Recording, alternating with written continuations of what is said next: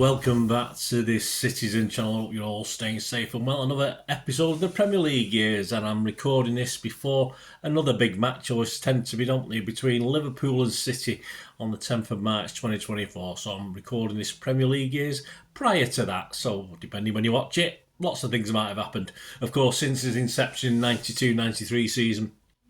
For some people, seemingly when football began, City spent all but 5 seasons in the top division. Of course, Liverpool have spent every single season there, which has meant we've now met in 27 seasons of the 32 Premier League season that there's been. So we'll have a look at our record again. So we're going to concentrate, because we're playing away, at our Anfield record. It isn't great, it isn't pity, but believe I've picked certain highlights as far as we're concerned, because there's too many lowlights. But don't worry, in this feature, it's mainly reasonable. I won't say staggering. There was one great result, of course, but that was fairly modern times. So join me as we have a look back. Anyway, please, if you are new to the channel, push that subscribe button, push the bell notifications, everything City past, present, and as long as I can keep going. Share us your memories, guys. Any of these games, great to hear from you. And all your comments, I will respond or give you a like. And please give us a like, and for this vlog, guys, as well. Give us a like for City. Give us a like for me if you can. Give us a little thumbs up. It'd be much appreciated. We first met at Anfield in the inaugural season, of course, 92-93, on the 28th of December 1992. It's amazing how many games we get around Boxing Day against Liverpool. This was match day 20. Liverpool then sponsored, of course, as they were for quite a long time, by Carlsberg and managed by Graham Souness, no less, had last won the league title back in 89-90, so it wasn't that long ago. They did have a bit of a long wait, though, didn't they? On the morning of the game, they sat 9th, played 19 with 28 points. Peter Reid City were 2 places below but 3 points behind, with a slightly worse goal difference. Attendance at the match was 43,037. For Liverpool, you had Mike Hooper in goal. Some of these names I forget. Mike Marsh, no idea. Rob Jones, I know him. Steve Nicol, Torben Piechnik, no idea who that one was. Sting Ingebjorn a bit, yeah, I remember him. Steve McManaman, well, we can't forget him. Jamie Redknapp, Ian Rush, John Barnes and Mark Walter. So not a bad team, was it? City, here we go. Familiar names to us all. Creighton, Ian Brightwell, Terry Phelan, McMahon, Keith Curl, Andy Hill, David White, Mike Sherron, Quinney, Gary Flitcroft, Rick Holden, and the subs used were, Peter Reid himself. Not used with Brightwell and Margetson. The game ended 1-1. Over to Paul Hince's report for the Manchester Evening News the following day. Headlined, Boss Peter Points Way. He said, Peter Reid's safety first policy guaranteed City a valuable point at Anfield, but it could have cost the Blues all 3. Main Road's player boss hauled himself off the subs bench and into the fray early in the second half, just minutes after Ian Rush's screaming volley had brought Liverpool their equaliser. In the light of City's collapse in identical circumstances at Ipswich recently, Reid's decision was understandable enough.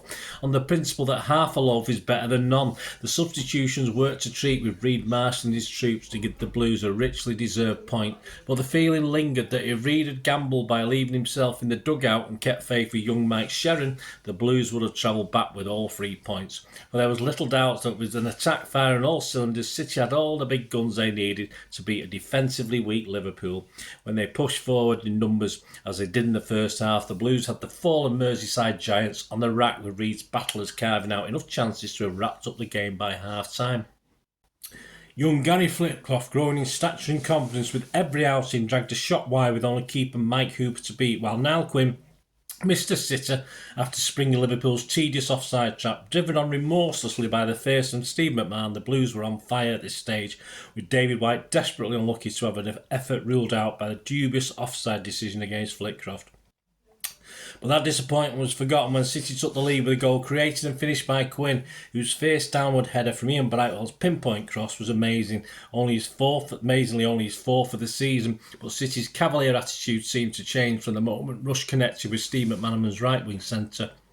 Sent an unstoppable right foot volley screaming into the roof of the net from 15 yards. That was a signal for Reid to come on. It was also the end of City as an attacking force, with the usual adventurous Blues boss clearly deciding that what we have, we hold, was the soundest policy. To their credit, Reid's side never looked like surrendering the point.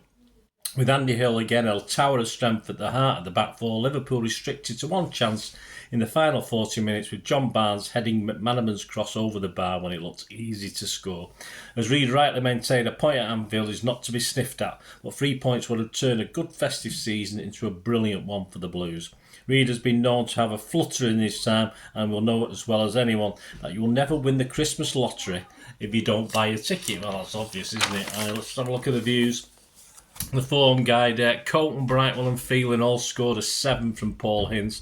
McMahon got an 8, Curl got a 7, Hill got a 9, White, Sharon got 7s, Quinney got an 8, Flitcroft and Holden got 7s, and Peter Reid got a 6 from Paul Hinds. Man of the match was Andy Hill. Yes, yet another tip-top defensive display from City's unsung hero has emerged as a side's Mr. Consistency, said Paul Hinds. Reid's view on the game: normally he would be happy to come away with Anfield with a point, but I ended disappointed because I felt we should have won. We missed some glorious chances in the first half and we could have had the game wrapped up.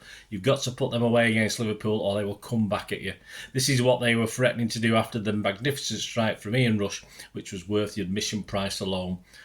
Bloody hell, don't flatter him, mate. But I can have no complaints about the way my players performed in conditions which got very tricky underfoot.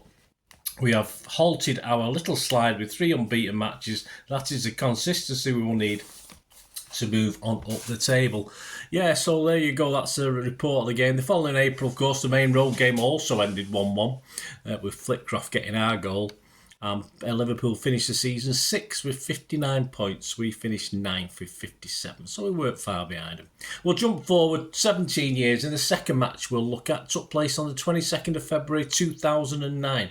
Liverpool were finding Benitez in charge of them. Liverpool were finding United getting away from them at the top of the league, mainly due to draws at Anfield. In the 12 previous home games, they'd won 7 and drawn 5. And the mid-table mark uses City would cause them to drop points again, though 23 points behind the Scousers. We shared the spoils that day, 1-1. Over to the BBC for a quick match report on the game. City have won just once away from home, they told us, in the league this season, but we were looking comfortable from the start and should have taken the lead through Stephen Ireland, who had intercepted a stray Javare Mascherano pass and released Robinho on the right with a long diagonal ball before making a run into the Liverpool box. The Brazilian found Ireland at the far post, but the City midfielder shot lacked conviction as he tamely side-footed straight at keeper Jose Reina. Now, all these names, it's great, isn't it? Liverpool's play was laboured and predictable, and they lacked a player in the mould of the injured Gerrard to take the game by the scruff of the neck and inspire their play. Striker Fernando Torres tried his best to fill the Gerrard void as he set up chances, and he would have relished for Albert Riera and Benayoun. But Riera dragged a shot wide and Benayoun put his effort into the crowd to sum up a poor first half which suggested anything but a side challenging for a title. Things got worse for Liverpool soon after the break when Robinho started a move which saw him find Vincent Kompany, who teed up Bellamy. Bellamy's shot went in off Arbeloa, a deflection, and gave the Reds little choice but to commit more numbers forward. The situation was looking desperate the longer the game went on before Coit equalised when he pounced after Torres scuffed an effort from Benayoun's low cross. City had seen Liverpool overturn a 2-goal deficit to win in the reverse fixture earlier this season. It was almost a case of deja vu, but Benayoun's late strike was blocked by Given, and although the Israelis' follow-up header struck Richard Dunn's arm, a penalty against City would have been very harsh. And in contrast to their defensive vulnerability so far this season, City held on to earn a point. Well, we take that at Anfield, don't we? The lineups that day: Liverpool, Reina, Arabola, Carragher, Skirtle, Docena. Auriello replaced him on 76. Benayoun, Mascherano, Babel replaced him on 83. Lucas, Riera, Elzar replaced him on 63. Torres and Coit. Their subs not used were Cavalieri, Hippier, Nagog and Spearing. Some great names. City, Given, Richards, Dunn, Anua, Bridge, Zabaleta, Dion, Kompany, Ireland, Bellamy, Robinho, who's replaced by Casido on 88 minutes. And subs not used: Hart, Garrido, Vassell, Evans, Elano and Vice. Some great names there. The attendance that day was 44,259. Liverpool carried on the chase but will still end up behind United by 4 points come the season's end. City ended up, as we started the game, in 10th spot. 36 points behind Liverpool, mind the gap. Yeah, our final look at a game is up to more modern times, aren't we? Noticeably, it was when the place was empty, yes, because it was the COVID crisis, of course. It was a COVID season, which affected every single match until the very end, where crowds were just about allowed in for 1 or 2 games. This took place on the 7th of February 2021. It was match day 22 for us and 23 for Liverpool. We sat top, played 21, 47 points, 3 ahead of United, who had played a game more. Liverpool was 7 points behind us in 4th. Of course, they were the reigning champions at the time and played a game more, but they were struggling to defend that title. Over to my match report, and this is my vlog, personal vlog at the time. A couple of interesting for me as well, what I used to include in these things. Liverpool team: Alisson, Alexander-Arnold, Fabinho, Henderson, Robertson, Jones, Thiago, Wijnaldum, Main, Firmino and Salah. Their used subs were Shaqiri, Milner and Tsimikas. City starting lineup: Ederson, Cancelo, Diaz, Stones, Zinchenko, Rodri, Gundo, Bernardo, Mahrez, Foden and Sterling. Our sub: Stefan Jesus, he came on, Laporte, Torres, Mendy, Fernandinho, Garcia, Doyle and Bernabe, how you pronounce that. Pre-match social media talk. Yes, Lewis and Jordan from City Extra at City Extra Pod said, an interesting lineup. I wonder who's up top. I have Sterling hat-trick at 70 to 1. Sar Citizen at Sarthak_MCFC said, trust me, every City fan is worried about Zinchenko versus Salah. At Pep_error, Salah versus Zinchenko, Mane versus Cancelo. We are done today. No confidence at all. Daps at DJ_Daps said, happy Zinchenko is starting. Shows we're going to control the game and try and pin Liverpool back. And Marc McLaughlin at Chartered Tax says, Zinchenko? I'm not sure. Match summation and stats. First 45 minutes. 3 minutes, Thiago tried to take out Gundogan. 24 minutes, Mane headed over a really poor, should have scored. 29 minutes, Ederson, comfortable save from a Firmino strike. 36 minutes, Sterling jinks and earns City a penalty. 37 minutes, Gundo then blasts it into orbit. Shocking. Half-time 0-0, Liverpool by far the better team. City lack ideas up front, this is my comments, and yet should have been ahead. Pep Guardiola made a tactical adjustment to a 4-4-2 after the break, with Bernardo up alongside Foden. And it worked. Small miracles, didn't it? 49 minutes, it's 1-0 for City. Phil Foden played the ball out to the left to Sterling. An exciting attacking move. Sterling dribbled his way into the box from inside left and cannily fed Foden, whose powerful shot was parried by Alisson. Gundogan pounced, swept the ball into the roof of the net, and it's 1-0. But 62 minutes, an error by Diaz leads to Salah going over after the slightest contact. No surprise. Thought he'd been shot after he realises Ederson is going to save it, and it's 1-1. City, though, appeared not to be put off by this and started to control and look dangerous. 72 minutes, Jesus on, Mahrez off. 73 minutes, 2-1. Alisson dallied on the ball, trying to be clever, but Jesus closed him down with persistence. Eventually, Alisson squared the ball to Fabinho, and his hurried clearance went straight to Zinchenko, who had pushed into midfield. Zinchenko played the ball forward with purpose, but the ball pinball back to the Liverpool keeper. Rather rashly, Alisson passed the ball straight to Foden. Well, why not? Who sped past Henderson and Robertson and cut the ball back with the outside of his left foot for the waiting Gundo, who swept the ball in off the underside of the bar from close in. 76 minutes, it's 3-1. City ruthlessly capitalised on another error to make it 3-1 within 3 minutes. Alisson still didn't learn from his mistakes, gave the ball away again, this time to Bernardo, who ran to the right-hand byline and skillfully lofted across for Sterling, who stooped to head him. He did score. It was great to see Sterling and Bernardo happy and smiling. Sterling has taken so much abuse at Anfield, but there's no one there this time, as elsewhere, and Bernardo had a tough time last season. 83 minutes, it's 4-1 for City. Happy days. Phil Foden saved the best for last in the 78th minute. He cut inside Robertson and fired a shot of terrific power and pace in the top left-hand corner to make it 4-1. Foden's close control and pace were breathtaking, still are. Unstoppable strike, and it was truly world-class. Full-time 4-1. The match stats: shots just 8 for Liverpool, 3 on target. Just 8 for City, 5 on target.